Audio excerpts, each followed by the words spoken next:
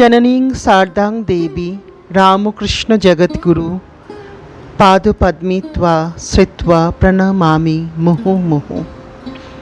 নমস্কার বন্ধুরা, আপনাদেরকে স্বাগত আমার এই চ্যানেল সিম্পলি সঞ্চিতায়।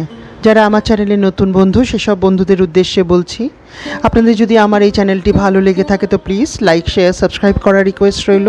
আজকে আমি পাঠ করছি শ্রী শ্রী মায়ের কথা থেকে। এই বইটি থেকে পাঠ করে আপনাদেরকে শোনাবো।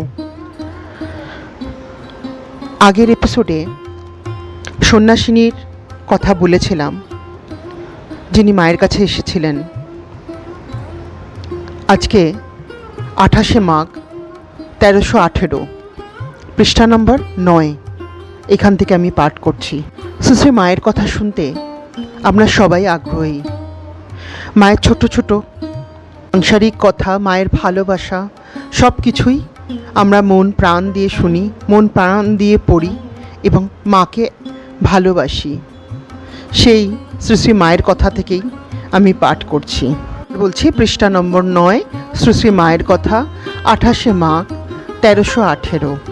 আজ মায়ের কাছে গিয়ে প্রণাম করে বসতেই মা আক্ষেপ করে বললেন, আহা, গিরিশবাবু মারা গেছেন। আজ 4 দিন, চতুর্থীর কাজ আমায় নিতে এসেছিল, সে নেই। আর কি সেখানে যেতে ইচ্ছা করে? আহা, একটা ইন্দ্রপাত হয়ে গেল। মা বলছেন, কি ভক্তি বিশ্বাসী ছিল গিরিশ ঘোষের, সে কথা শুনেছ? ঠাকুরকে পুত্রভাবে চেয়েছিল। ঠাকুর তাতে বলেছিলেন, হ্যাঁ, বয়ে গেছে আমার তোর ছেলে হয়ে জন্মাতে। তা কে জানে মা, ঠাকুরের শরীর যাবার কিছুকাল পরে গিরিশের এমন একটি ছেলে হলো, 4 বছর হয়েও কারোর সঙ্গে কথা বলেনি। হাবে ভাবে সব জানাতো। ওরা তো তাকে ঠাকুরের মতো সেবা করত। তার কাপড় জামা, খাবার জন্য রেকাব, বাটি, গ্লাস, সমস্ত জিনিসপত্র নতুন করে দিলে সেসব আর কাউকে ব্যবহার করতে দিত না। গিরিশ বলতো, ঠাকুরই এসেছেন, তা ভক্তের আবদার কে জানে মা। একদিন আমাকে দেখবার জন্য এমন অস্থির হলো যে আমি উপরে যেখানে ছিলুম সকলকে টেনে টেনে সেই দিকে হু হু করে দেখিয়ে দিতে লাগলো। প্রথমে কেউ বোঝেনি, শেষে বুঝতে পেরে আমার কাছে নিয়ে গেল।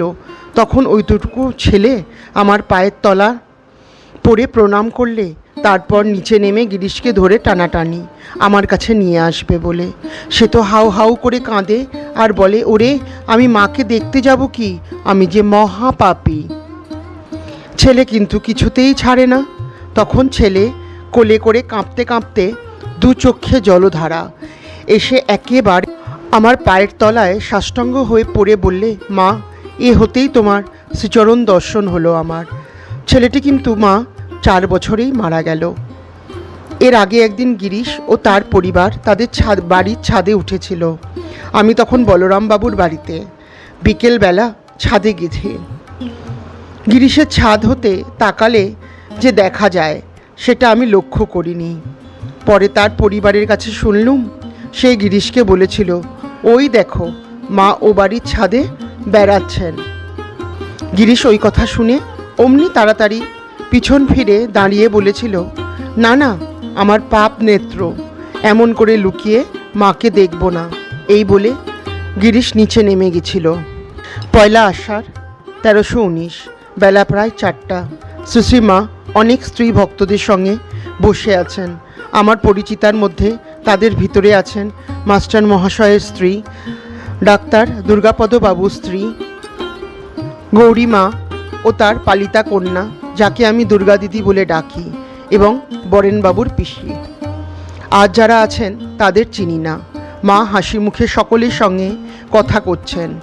আমাকে দেখে বললেন, এই যে এসো মা, বসো। আমি গৌরীমাকে দিয়ে নিচে অফিস ঘর হতে নিবেদিতা ও ভারতে বিবেকানন্দ বই দুখানি আনালুম। আমার ইচ্ছে মা নিবেদিতা বইখানি কিছু শুনেন। মাও বই দেখে বললেন, ওখানে কি বই গা? আমি বললাম, নিবেদিতা। মা বললেন, পড়ো তো মা, একটু শুনি। সেদিন আমাকেও একখানি ওই বই দিয়ে গিয়েছে, এখনও শোনা হয়নি। যদিও অত লোকের মধ্যে পড়তে লজ্জা করতে লাগলো, তথাপি নিবেদিতার সম্বন্ধে সরলাবালা কেমন সুন্দর লিখেছেন তা মাকে শোনাবার আগ্রহে ও মায়ের আদেশে পড়তে আরম্ভ করলুম। সুশ্রী মা ও সমবেত স্ত্রী ভক্তেরা সাগ্রহে শুনতে লাগলেন।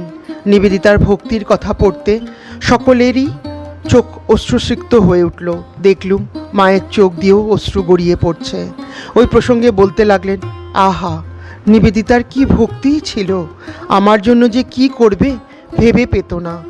রাত্রিতে যখন আমার দেখতে আসতো, আমার চোখে আলো লেগে কষ্ট হবে বলে একখানি কাগজ দিয়ে ঘরের আলোটি আড়াল করে দিত। প্রণাম করে নিজের রুমাল দিয়ে কত সন্তর্পণে আমার পায়ের ধুলো নিত। দেখতুম যেন পায়ে হাত দিয়েও সংকুচিত হচ্ছে। কথাগুলি বলেই মা নিবেদিতার কথা ভেবে স্থির হয়ে রইলেন। তখন উপস্থিত সকলেরও নিবেদিতার কথা যা জানতেন বলতে লাগলেন। দুর্গাদিদি বললেন, ভারতের দুর্ভাগ্য যে তিনি এত অল্প দিনে চলে গেলেন। অপর একজন ভক্ত বললেন, তিনিও যে ভারতেরই ছিলেন, নিজেও তাই বলতেন। সরস্বতী পূজার দিন খালি পায়ে হোমের ফোঁটা কপালে দিয়ে বেড়াতেন। পুস্তক পড়া শেষ হলো। শ্রী মা তখনও মাঝে মাঝে নিবেদিতার জন্য আক্ষেপ করতে লাগলেন। শেষে বললেন, হয় শ্রুপ্রাণী, তার জন্য কাঁদে মহাপ্রাণী অন্তরাত্মা।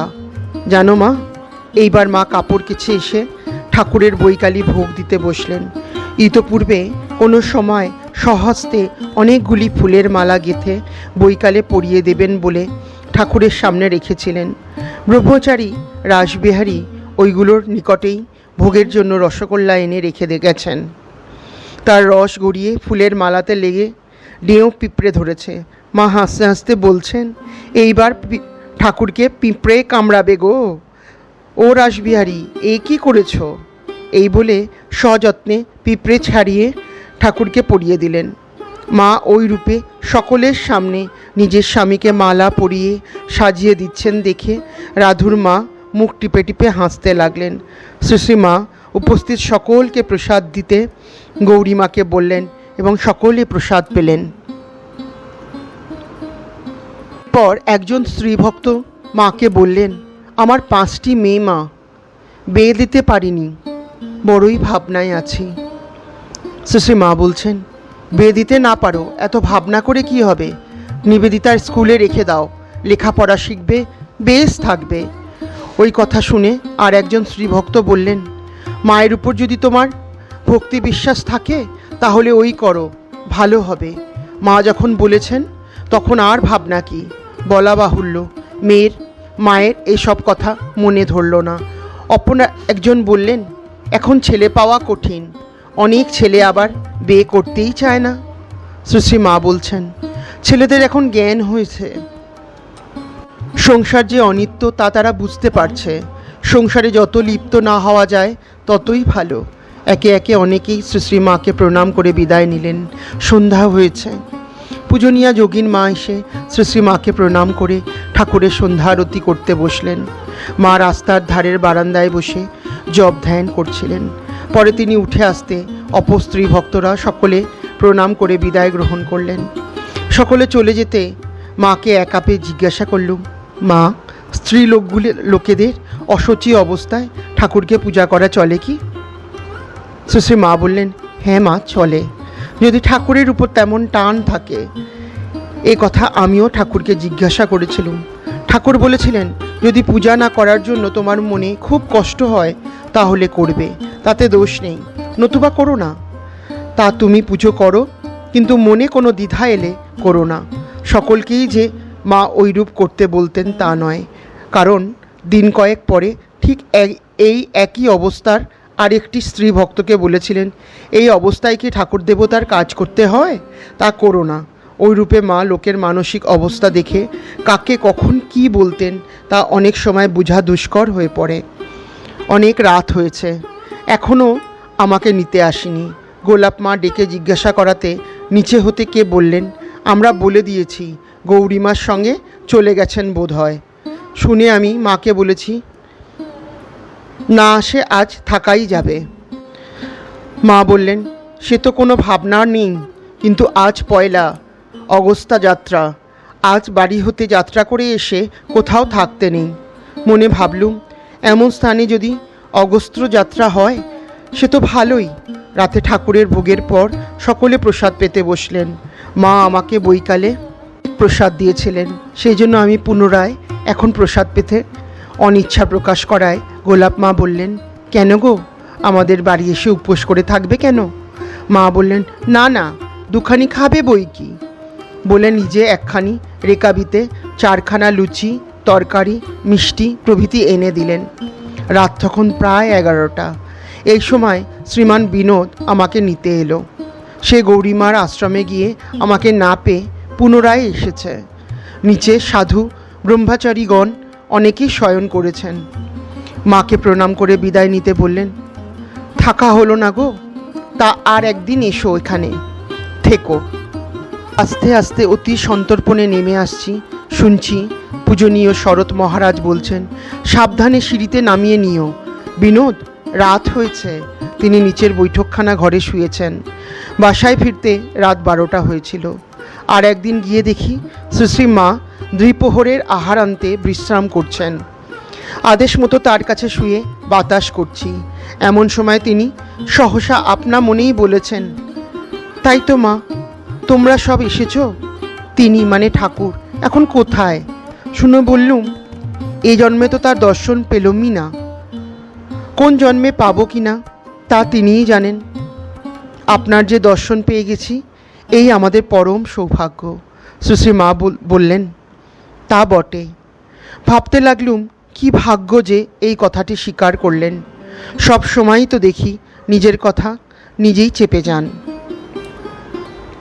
মায়ের কাছে কত লোকের কত রকমের গোপনীয় কথা যে থাকতে পারে, হাবা আমি তা তখন বুঝতে পারলুম না। জানবই বা কেমন করে? মার কাছে তখন অল্পদিন মাত্র যাচ্ছি, বই তো নয়। সেই জন্যই মার বাড়িতে পৌঁছে তাকে দেখতে না পেলে আসবার অপেক্ষা না করে খুঁজতে খুঁজতে যেখানে তিনি আছেন সেইখানে গিয়ে দেখা করতুম। একদিন বিকালবেলা বেশ সুশ্রী দুটি বউ মাকে তার ঘরের উত্তরের বারান্দায় নিয়ে গিয়ে গোপনে কি বলছেন। এমন সময় আমি মাকে দেখতে একেবারে সেইখানে গিয়ে হাজির। শুনতে পেলুম মা তাদের বলছেন, ঠাকুরের কাছে মনের কথা জানিয়ে প্রার্থনা করবে, প্রাণের ব্যথা কেঁদে বলবে, দেখবে তিনি একেবারে কোলে বসিয়ে দেবেন। বুঝতে বাকি রইল না, বউ দুটি মার কাছে সন্তানের জন্য প্রার্থনা করছিলেন। আমাকে দেখে তারা লজ্জিত হলেন, আমিও ততোধিক। আমার কিন্তু খুব শিক্ষা হয়ে গেছে। মনে মনে স্থির করলাম আর কখনো সাড়া না দিয়ে মাকে অমন করে দেখতে যাব না।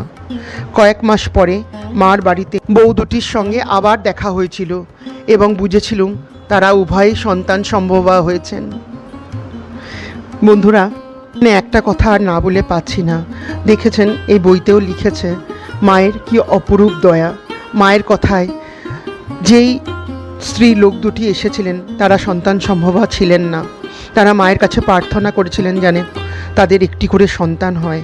মায়ের দয়ায়, ঠাকুরের আশীর্বাদে আবার 6 মাস পরে যখন এই বইটি আবার লেখা হচ্ছে, যখন লেখক আবার এসেছেন, তখন তিনি দেখছেন যে ওই বউ দুটি সন্তান সম্ভবা। মায়ের কি অপার কৃপা তার ভক্তদের উপরে বর্ষিত হয়েছে, এ তারই প্রমাণ। এইবার আবার পাঠ্যপুস্তকে আসছি।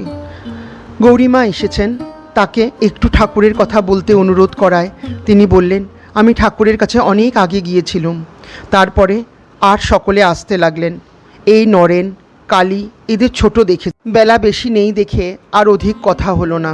মাকে প্রণাম করে গৌরীমা বিদায় নিলেন। আমাকেও যেতে হবে। মাকে প্রণাম করে বিদায় চাইতে মা বারান্দায় ডেকে এনে প্রসাদ দিলেন। বলতে লাগলেন, তবে এই সময় আমার সব ছেলে মেয়েগুলো আসে, আবার একে একে চলে যায়। একদিন রাত 7টায় এসো, এখানে প্রসাদ পাবে। তো বন্ধুরা, আমরা এই শ্রী মায়ের কথা থেকে জানতে পারছি মায়ের অপার কৃপার কথা, অপার ভক্তদের প্রতি ভালোবাসা। তিনি সত্যি কথাই বলে গিয়েছেন যে তিনি সত্যিকারের মা। তাই না তিনি সবার দুঃখ কষ্টে তাকে ডাকলে তিনি থাকতে পারেন না। সবার আগে তিনি সবার মঙ্গল করার জন্য ছুটে আসেন। তাই না তিনি আমাদের সকলের শ্রীমা। তো বন্ধুরা, শ্রী শ্রী মায়ের চরণে শত কোটি কোটি প্রণাম জানিয়ে সবার মঙ্গল কামনা করছি। শ্রী শ্রী মায়ের চরণে সবার প্রার্থনা সফল হোক, এই প্রার্থনা করে আজকের এপিসোড এখানেই শেষ করছি। মা সবাইকে ভালো রাখুন, সুস্থ রাখুন। আপনাদের যদি আমার এই চ্যানেলটি ভালো লেগে থাকে তো প্লিজ লাইক, শেয়ার, সাবস্ক্রাইব করার রিকোয়েস্ট রইল। নমস্কার।